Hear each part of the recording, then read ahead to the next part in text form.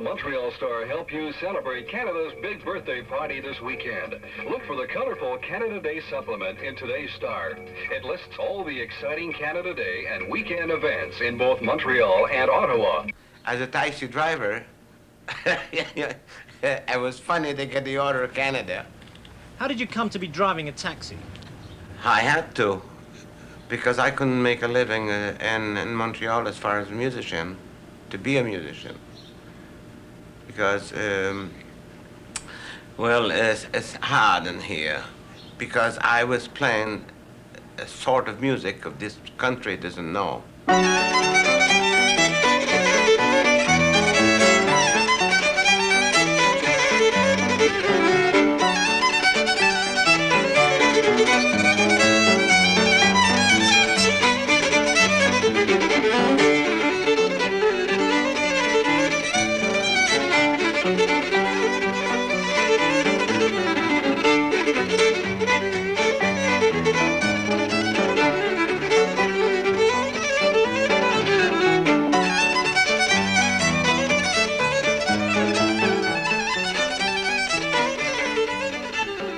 When I heard Coleman when I was 10 years, I told my father, I said, you better break your violin against the wall, because I said, this is the nicest machine I have heard.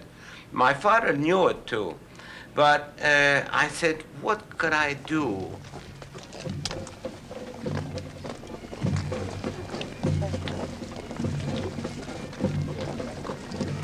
I would have walked 500 miles, I think, to trying to locate this man. But I could never. I got one record for about 25 or 30 years. I could never get another one.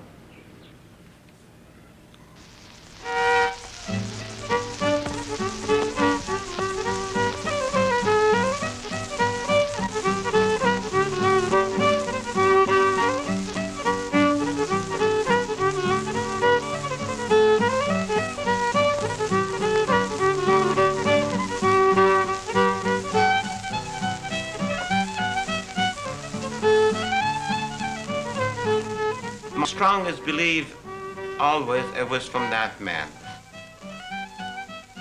Ireland. Where's Ireland? And now I'm 60 years old, I'm going to Ireland. It's a little bit funny, you know. I should have been there 50 years ago.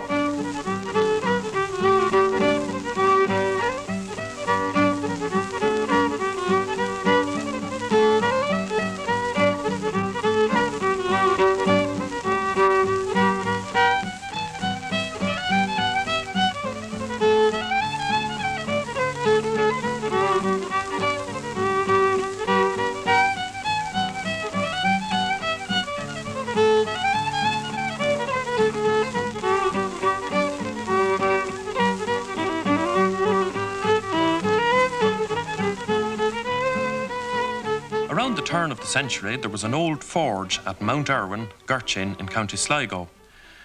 Just 200 yards from the forge at Knockgrania, Killavel, lived two young brothers, both fiddle players, who often walked to the forge to play and learn music from the travelling musicians.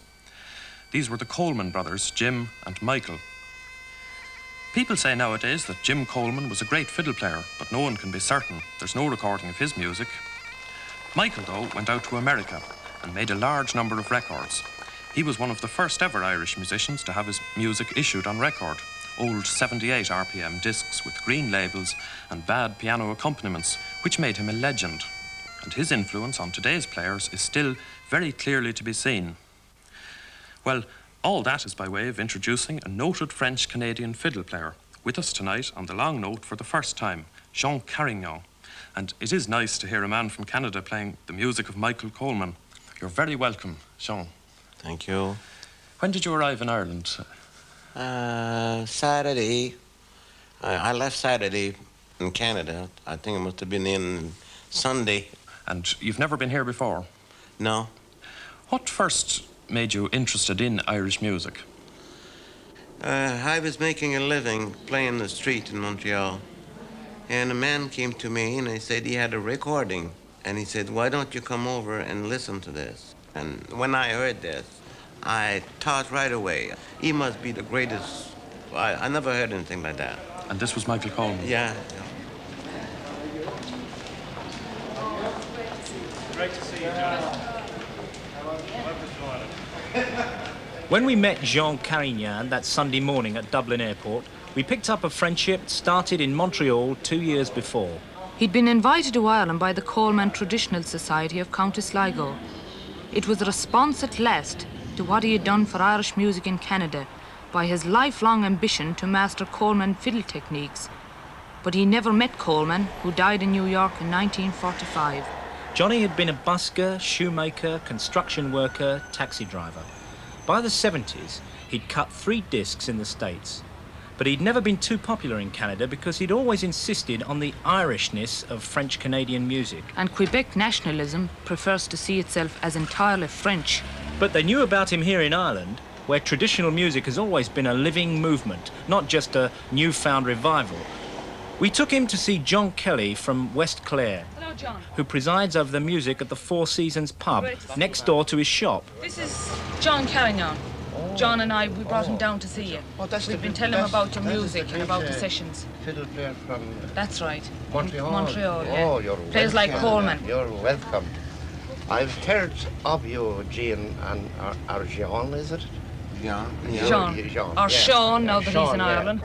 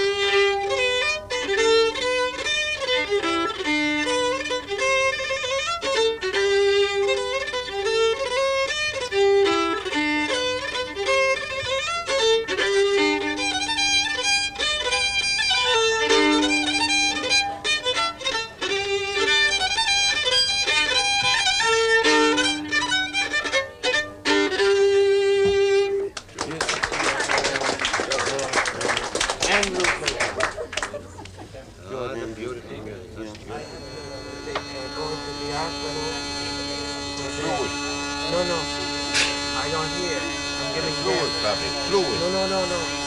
No. It's kind of a finished thing.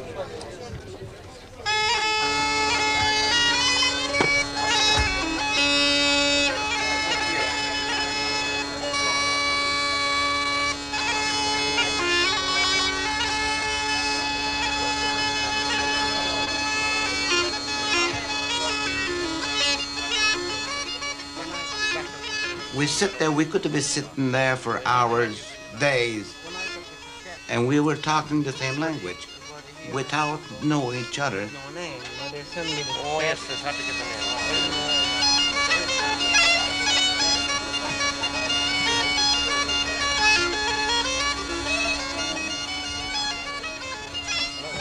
John Carignan.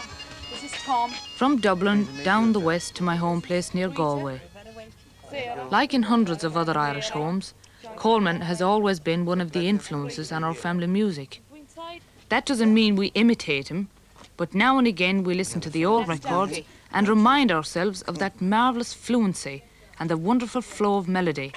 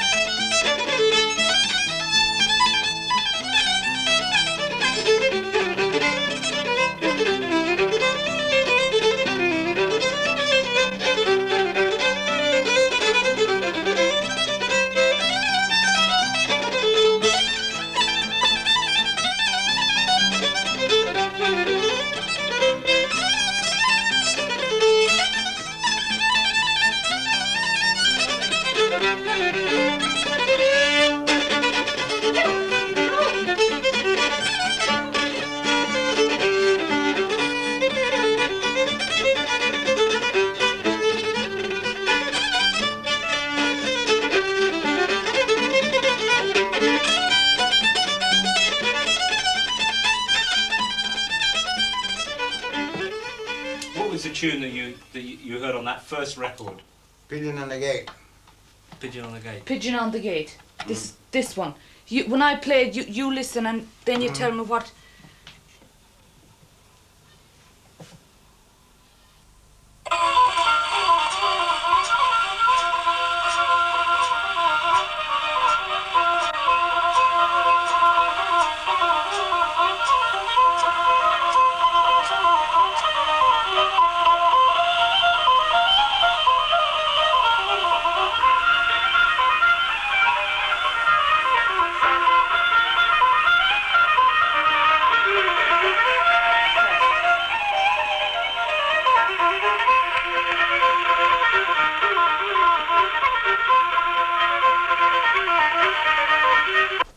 What does he actually do in the tune? I mean, how did you figure out what he did just from listening to the record?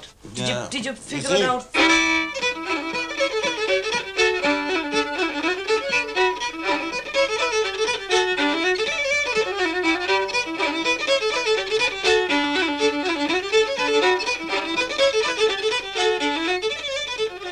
Well, to begin, when I heard this, I said to myself, I will have to learn this without playing.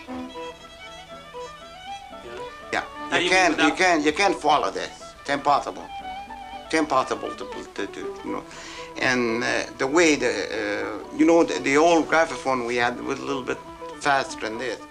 And the pass he was doing with the bow. The only way I could get that is to listen to it very good, and after that take a mile or 2 miles walk and ting and ting and ting. And you were 10 years old. old? How he was doing this thing. When there's a place, when he is down. Yeah.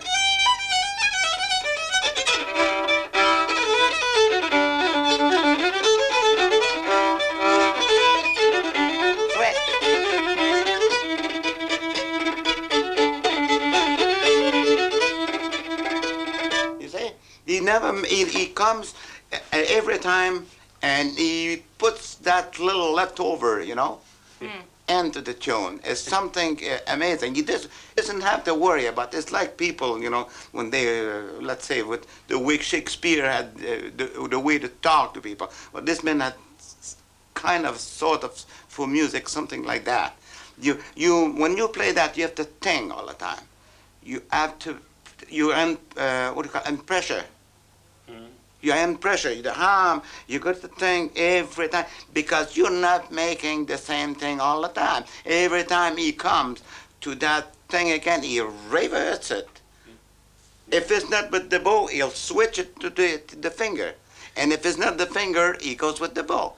It's always filling up something there. And he plays a phrase a different way each time. Yeah, that's it. How does he do that?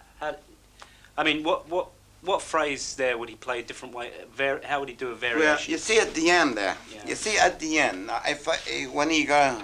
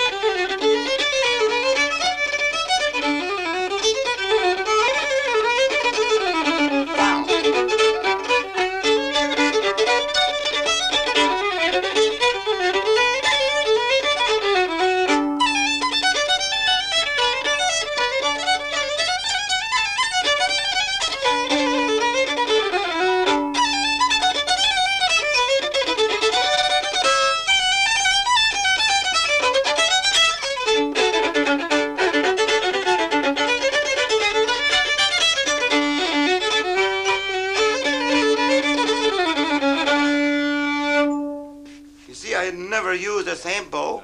I never use the same finger. Right.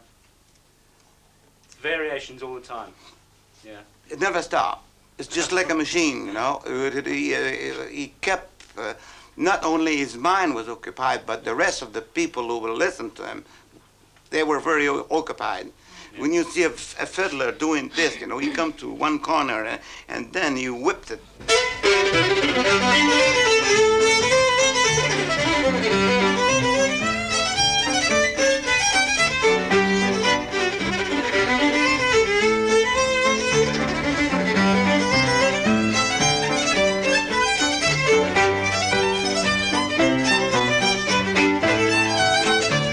When Johnny says it's just like a machine, it is in fact the very opposite of mechanical. What you're seeing with a folk musician of this stature is a combination of musical skill with deep knowledge of the material and the ability to take risks in pursuit of variations on the established tune. So much for the notion that folk music is simple, or the people who play it.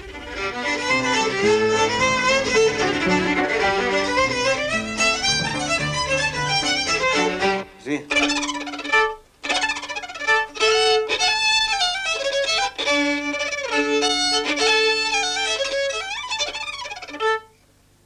Now, some of the violinists, they have a very, very hard time to do this. Or if some of the work, Milstein told me, I didn't know what it was, but he told me, he said this flying staccato. Flying staccato? Yeah, so this is very, very hard to do. How is it done?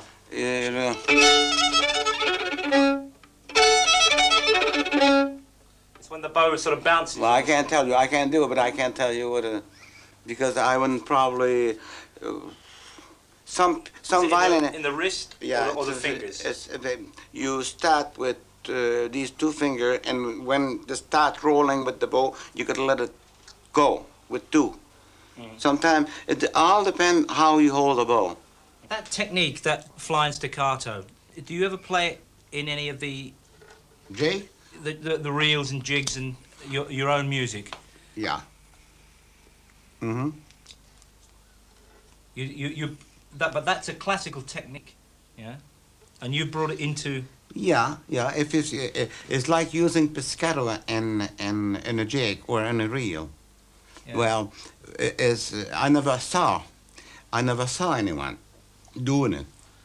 But I asked a violinist one day, the concertmaster of the Symphony of Montreal. I said, what about if I was putting piscato in some of the reel I play? He says, there's nothing wrong. It's nothing wrong. What reels did you put that in? Oh,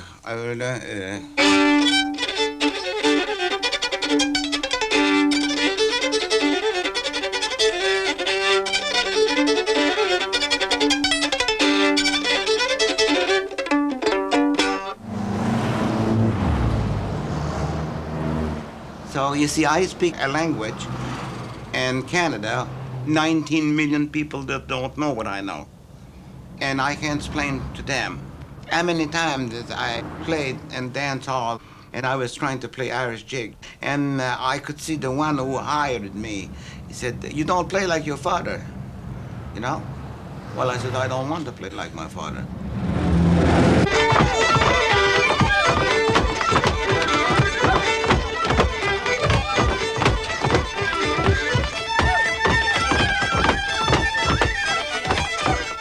The Quilty Set Dance group enjoying themselves out on the edge of West Clare. Set dancing like this helps to keep the old tunes alive, and the players too. Johnny remembers this sort of dancing in Quebec, but it was a long time ago.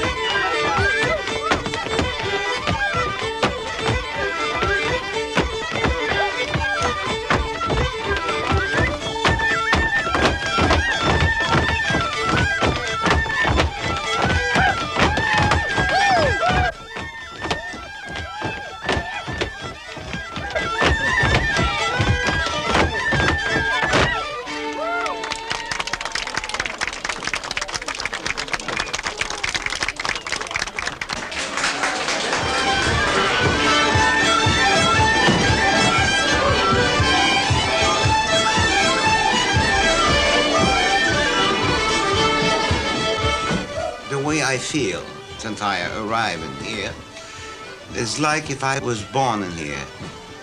To me, it's like if I was a brother to some because I learned the music because I had hope on that thing.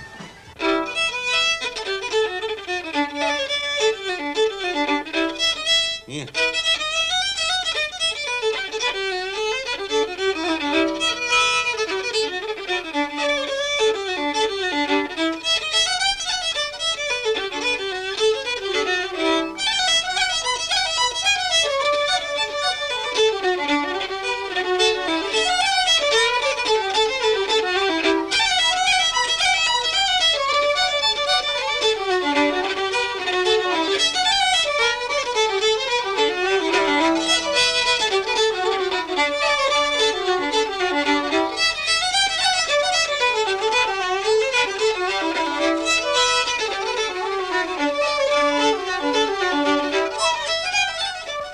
Why Irish music?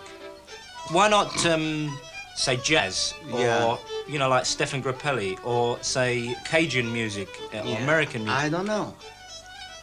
I was asked this question maybe thousands of times. I don't even know. It was there. When I heard this thing first, I said, my God, who's playing this?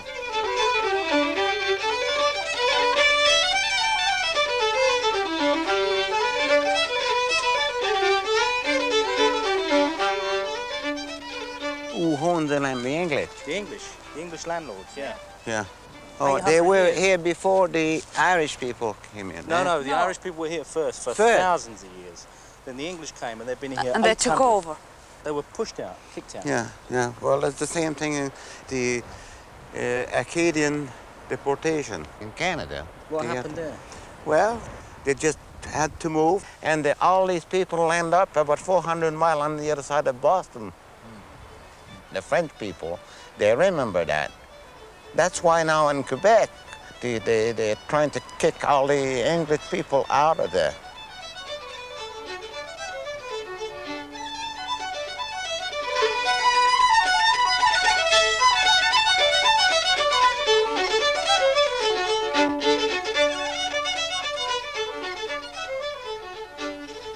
This is where the music came from.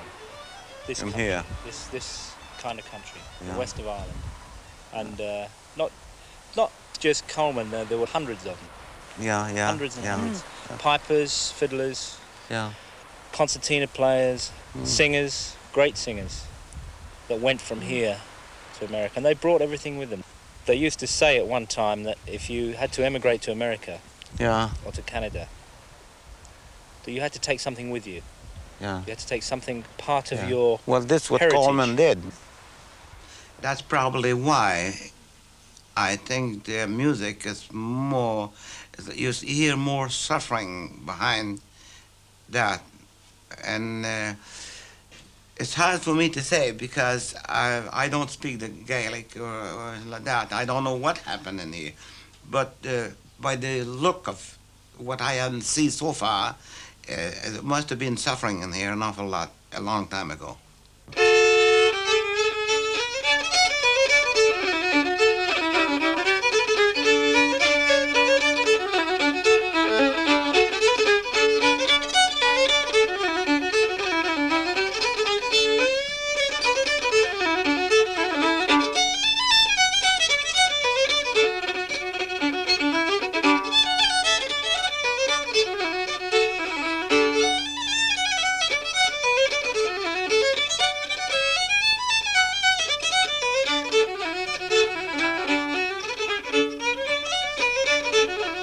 To a close friend in America, Coleman said once, "All the sadness of my life is in my music." Perhaps it was that sound, the music of exile, that got through to young Johnny Carignan all those years ago and that still touches him now. For the French Canadians, like the Irish, knew what it was like to leave their homelands. And those old gramophone records with their green labels somehow carry the memory of that experience. The trouble with me, I was 25 years without hearing another one of these records. I went to learn the style on one simple record, and when I got that style, I says, if I ever hear another one, I'm going to be ready, because then I knew what the bow was like. And I know I had no trouble after that. Every time they brought me recording from, when I heard the second one from Coleman, 25 years after that, I got another one, 2 or 3 more. It was nothing. It was nothing for me, because I already knew what this man had in here.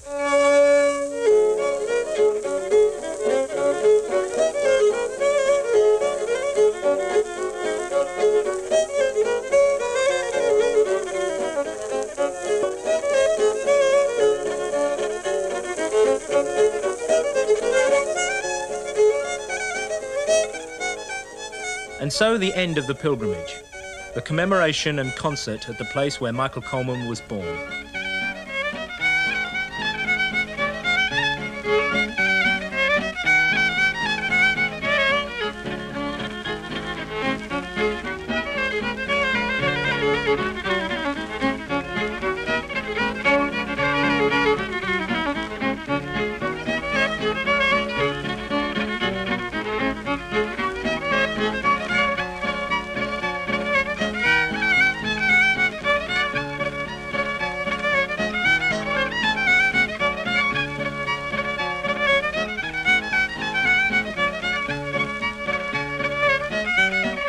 Now, I'm almost 60 years old. It's no more time. You don't learn all the Coleman repertory. It took him 50 years to do, maybe more than that. And I'm 60 years old. What kind of chance have I got? And I'm getting deaf on the top of that. It's a little bit late.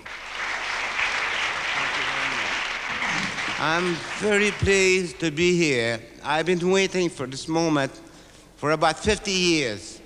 I was completely exiled from this kind of music until I had found someone who told me, this is great music you're playing. I said, yes. He said, you must keep on. He says, you're playing this the way he does. And I'm going to play, what's this?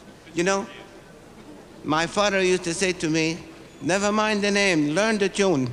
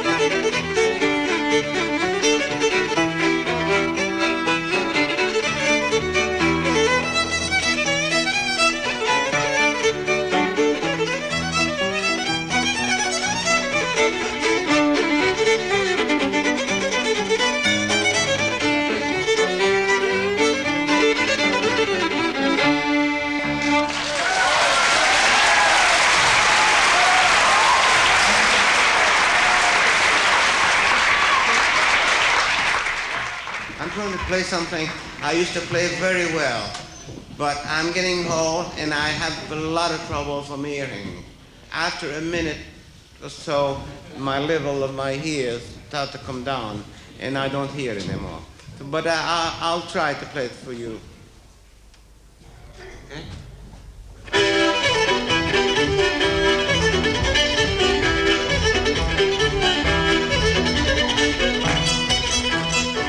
They used to tell me, oh, come on, let's go to Highland, but I couldn't never get the money to go over there. And I was raising a family, drilling in a hiring place, where they make bridge.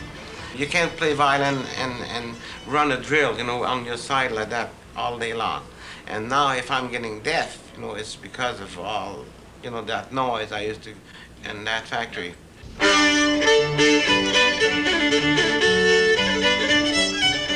You know, there's a lot of people say, oh, if I would have been picked up young, I would have been Haifa to Chrysler Romanian. No, no. I know I hired this mountain. The mountain is very high. And I've seen a lot of people trying to climb there, you know. And, you know, but that far from the top, they couldn't do it. You got to almost to be born with that.